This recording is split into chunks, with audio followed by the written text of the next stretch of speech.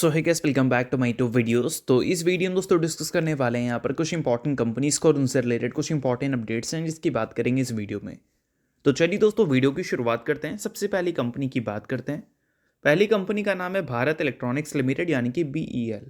But इसको discuss करने से पहले दोस्तों, अगर आपने अभी तक चैनल को सब्सक्राइब नहीं किया है तो चैनल को सब्सक्राइब करके बेल आइकन को प्रेस कर लो। और सेबी रजिस्टर्ड टेलीग्राम चैनल को अगर आपने अभी तक ज्वाइन नहीं किया है तो उसको भी जाकर आप ज्वाइन कर लो। लिंक आपको डिस्क्रिप्शन में देखने को मिल जाएगा। और एक डिस्क्लेमर भी है, जो भी कंपनी से रिलेटेड न्यूज़ एंड अपडेट्स हम लोग कवर करेंगे वो सारी न्यूज़ एंड अपडेट्स सिर्फ और सिर्फ एजुकेशन पर्पस के लिए है, सीखने के लिए है। तो इसको किसी भी तरह का इन्वेस्टमेंट एडवाइस मत समझना, आप खुद से रिसर्च और एनालिसिस भी कर सकते हैं।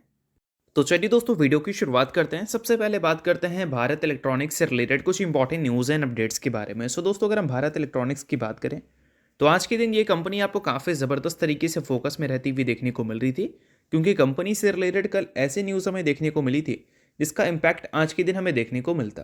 और आज के दिन हमें देखने को मिला भी, क्योंकि कंपनी की परफॉर्मेंस हमें अच्छी देखने को मिली थी। अब देखा जाए दोस्तों तो न्यूज़ क्या थी, तो न्यूज़ हमें ये देखने को मिल रहा था कि भारत इलेक्ट्रॉनिक्स को एक फ्रेश ऑर्डर रिसीव हुआ है न्यू ईयर के दिन। और उस ऑर्डर के साइज़ की अगर हम बात करें तो 569 करोड़ का ये ऑर्डर हमें देखने को मिलता है। अब इस ऑर्डर में कंपनी करने क्या वाली है, तो देखो यहाँ पर चीज़ें डिटेल में देखने को मिलेगी। ये ऑर्डर में कंपनी कम्युनिकेशन इक्विपमेंट्स जो होते हैं उस पर काम करने वाली है। मेडिकल इलेक्ट्रॉनिक्स जो होते हैं उस पर काम करने वाली है। Instant fire detection, suspension system upgrade, spare services, ये सारी चीज़ें हैं इस ऑर्डर में। तो ये सारी चीज़ों को आप नोट कर सकते हैं। बाकी इसके अलावा अगर हम दिसंबर के महीने की बात करें तो वहाँ पर कंपनी ने 1345 करोड़ का ऑर्डर गेन किया है पूरे दिसंबर के महीने में। और जनरली क्या होता है, डिफेंस कंपनी का जो Q3 और Q4 का पीरियड होता है वो बेस्ट पीरियड होता है ऑर्डर के इनफ्लो के लिए। और दिसंबर के महीने में ही देख लो 1345 करोड़ का कंपनी ने ऑर्डर गेन किया है। अक्टूबर और नवंबर के महीने में भी कंपनी ने अच्छा ऑर्डर गेन किया था। और एक्सपेक्टेड है कि अभी के टाइम पे कंपनी के ऑर्डर बुक का साइज जो 75,000 करोड़ का हमें देखने को मिल रहा है, Q4 के एंड तक वो नंबर आपको ईजिली 80,000 करोड़ के ऊपर जाता हुआ नजर आ सकता है। अगर कंपनी को QRSAM का ऑर्डर मिल जाए तो ये नंबर 1 लाख करोड़ के ऊपर भी डेफिनेटली चला जाएगा। तो ये सारी चीज़ों को आप नोट कर लो, क्योंकि काफ़ी ज़्यादा इंपॉर्टेंट है अगर आप भारत इलेक्ट्रॉनिक्स के इन्वेस्टर हैं तो। सो अब दोस्तों वीडियो में आगे बढ़ने से पहले बात कर लेते हैं एक सेबी रजिस्टर्ड टेलीग्राम चैनल के बारे में जिसका नाम है ट्रेडर बाजी। अब ये सेबी रजिस्टर्ड रिसर्च एनालिस्ट हैं जिनका रजिस्ट्रेशन नंबर आपको यहाँ पर देखने को मिलता है। और इनको 8 साल से भी ज़्यादा का एक्सपीरियंस है ऑप्शन एंड स्विंग ट्रेडिंग में। साथ में 3,000 से भी ज़्यादा लोगों को ऑलरेडी ये ट्रेन कर चुके हैं। तो इनके टेलीग्राम चैनल का जो लिंक है वो आपको डिस्क्रिप्शन में देखने को मिल जाएगा। लिंक के थ्रू जाकर जरूर इस चैनल को आप ज्वाइन कर लेना। ज्वाइन करने का सबसे बड़ा प्लस पॉइंट ये है कि काफ़ी सारी कंपनी के टेक्निकल्स को प्रॉपर एनालिसिस कर यहाँ अपडेट किया जाता है, जो कि अभी आपको यूट्यूब पे तो देखने को नहीं मिलता, जिसको आप यहाँ पर आकर ज़रूर चेकआउट कर सकते हैं। उसके अलावा दोस्तों मार्केट से रिलेटेड जो समरी होती हैं वो सारी चीज़ें आपको यहाँ पर देखने को मिलती हैं। मार्केट से रिलेटेड जो इंपॉर्टेंट न्यूज़ एंड अपडेट्स होता है वो भी आपको यहाँ पर देखने को मिलता है। साथ में सेबी रजिस्टर्ड टेलीग्राम चैनल है तो इनके कॉल्स वगैरह भी दिखते हैं, जिसको भी चाहो तो आप चेकआउट कर सकते हो। तो लिंक डिस्क्रिप्शन में है, लिंक के थ्रू जाकर बिल्कुल फ्री ऑफ कॉस्ट आप इस टेलीग्राम चैनल को ज्वाइन कर सकते हैं। तो चलिए अब बात करते हैं अगली कंपनी के बारे में। सो अगली कंपनी का नाम है दोस्तों बजाज फाइनेंस लिमिटेड। आप सभी को पता है दोस्तों कि बजाज फाइनेंस जो है फाइनेंस सेक्टर से बिलोंग करती है। और फाइनेंस सेक्टर की जितनी भी कंपनी है वो अपने अर्निंग्स रिपोर्ट करने से पहले अपने बिजनेस परफॉर्मेंस रिपोर्ट करती है, जिसमें लोन बुक रहता है, लोन डिस्बर्समेंट रहता है, लोन सैंक्शंस रहती हैं, ये सारी चीज़ें। बट बजाज फाइनेंस अपने ऑल टोटल बिजनेस अपडेट्स हमें दिखाती है, लाइक कंपनी का कस्टमर फ्रेंचाइजी कितना है, ये सारी चीज़ें। तो कंपनी के जो क्वार्टरली रिजल्ट है वो कब आएंगे इसके बारे में अभी तक किसी को नहीं पता है, क्योंकि कंपनी ने कोई भी ऑफिशियल डेट अनाउंस नहीं की है। बट रिजल्ट आने से पहले कंपनी बिजनेस अपडेट ज़रूर पब्लिश करेगी। और जनरली क्या होता है कि जब कोई क्वार्टर ख़त्म होता है और न्यू क्वार्टर की शुरुआत होती है तो 3 या 4 तारीख ही वो दिन रहता है जब बजाज फाइनेंस अपने बिजनेस अपडेट को शो करती है। तो आज है 2 जनवरी, तो कल के दिन आपको रात में या फिर परसों के दिन आपको ये बिजनेस अपडेट देखने को मिल सकता है बजाज फाइनेंस के साइड से। और लास्ट क्वार्टर में कंपनी ने काफ़ी सही बोल सकते हैं रेवेन्यू ग्रोथ दिखाया था, बहुत इंप्रेसिव नहीं, ठीक था, डबल डिजिट की रेवेन्यू ग्रोथ कंपनी ने रिपोर्ट की थी। प्रॉफिट कंपनी का उतनी तेज़ी से ग्रो नहीं कर पा रहा है जितनी तेज़ी से पहले ग्रो किया करता था। तो इस वजह से इस बार जो बिजनेस अपडेट रिपोर्ट होगी वो देखकर मार्केट ये उम्मीद करेगी कि कंपनी के जो फाइनल रिजल्ट हैं वो हमें अच्छे देखने को मिले। और अभी के टाइम पे देखोगे तो रेपो रेट भी पहले के कंपैरिजन में अब हमें काफ़ी कम देखने को मिल रहा है। तो लोन सस्ती हो चुकी है, यानी कि लोन बुक में जो ग्रोथ की एक्सपेक्टेशन है मार्केट की वो पहले के कंपैरिजन में अभी देखोगे थोड़ा ज़्यादा रहेगी। तो इस वजह से कल के दिन अगर कंपनी बिजनेस अपडेट अपना शो करती है तो देखना काफ़ी इंटरेस्टिंग रहेगा कि उसमें लोन सैंक्शंस कंपनी ने कितना किया है और कंपनी के customer franchise all time high पे है या फिर आपको उसमें थोड़ी सी गिरावट देखने को मिल रही है पिछले क्वार्टर की ग्रोथ के हिसाब से अगर हम देखें तो ये सारी चीज़ों को आप नोट कर लेना अगर आप बजाज फाइनेंस के इन्वेस्टर हैं। बाकी इन्वेस्टर नहीं है तो आप चीज़ों को इग्नोर भी कर सकते हैं क्योंकि न्यूज़ थी, इस वजह से मैंने बता दिया।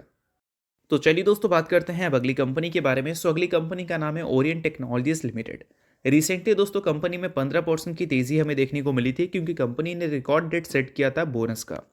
रिकॉर्ड डेट की दोस्तों अगर हम बात करें तो वो हमें 5 जनवरी का देखने को मिल रहा था, यानी कि 5 जनवरी को कंपनी बोनस के हिसाब से आपको टेक्निकली एडजस्ट होती हुई नजर आएगी और 6 जनवरी को कंपनी अपने शेयर होल्डर के डिमेट अकाउंट में शेयर्स अलॉट कर देगी बोनस के तौर पर।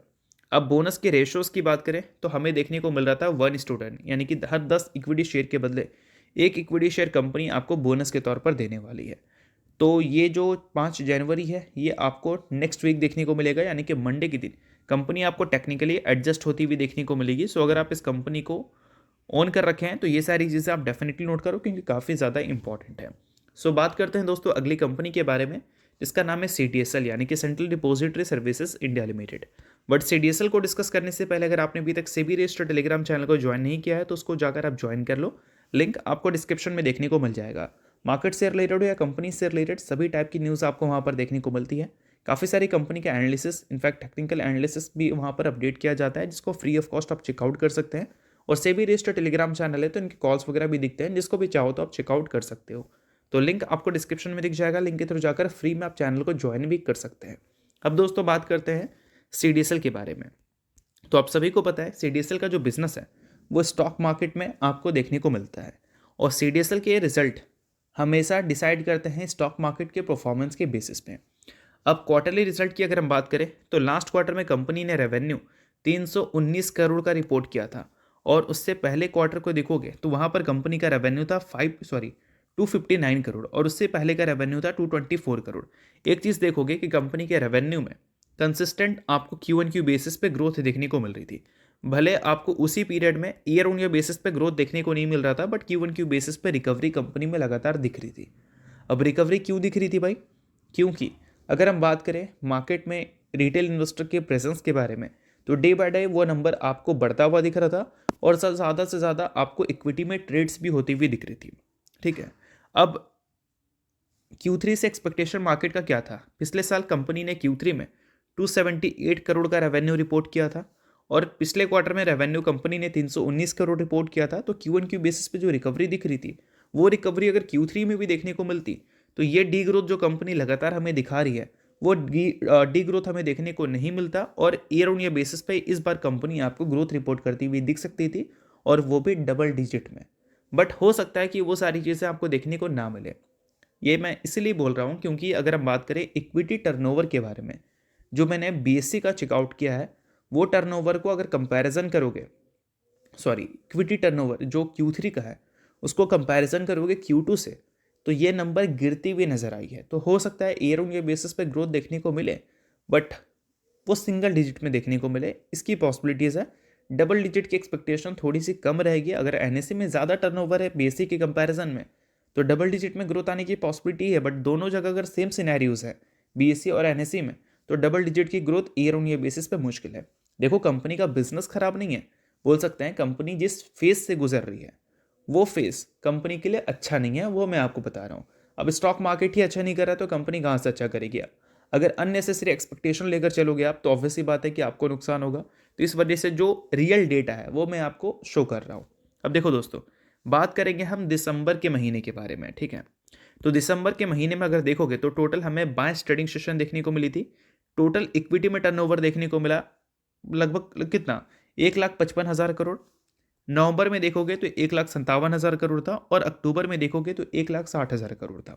ठीक है, चलो अब बात करते हैं उससे पहले 3 महीने के बारे में। तो यहाँ पर देखोगे तो 1,70,000 करोड़, 1,74,000 करोड़ और 1,65,000 करोड़। यानी कि अगर हम Q2 के सबसे लोएस्ट मंथ के भी टर्नओवर को अगर हम कंपैरिजन करें तो Q3 के कोई भी मंथ उसको बीट करती हुई नज़र नहीं आ रही है। तो बीट करती हुई नज़र नहीं आ रही है तो ऑब्वियसली बात है कि Q1Q बेसिस पे ग्रोथ छोड़ो, हो सकता है कि कंपनी आपको डी ग्रोथ रिपोर्ट करती हुई दिख जाए। इसी वजह से ये सारी चीज़ें मैं आपको समझा रहा हूँ कि Q3 से हो सकता है कि एक्सपेक्टेशन मार्केट की भी कुछ खास अच्छी ना हो, बट देखते हैं कि एट द एंड कंपनी के नंबर्स हमें कैसे देखने को मिलते हैं। बट जितनी भी चीज़ें हैं वो सिर्फ एजुकेशन पर्पज़ के लिए, इस चीज़ को भी ध्यान में रखना। होप करता हूँ ये वीडियो आपको अच्छा लगा होगा और इंशाल्लाह लाइक कीजिए, सब्सक्राइब कीजिए। वीडियो के लिए बहुत बहुत शुक्रिया।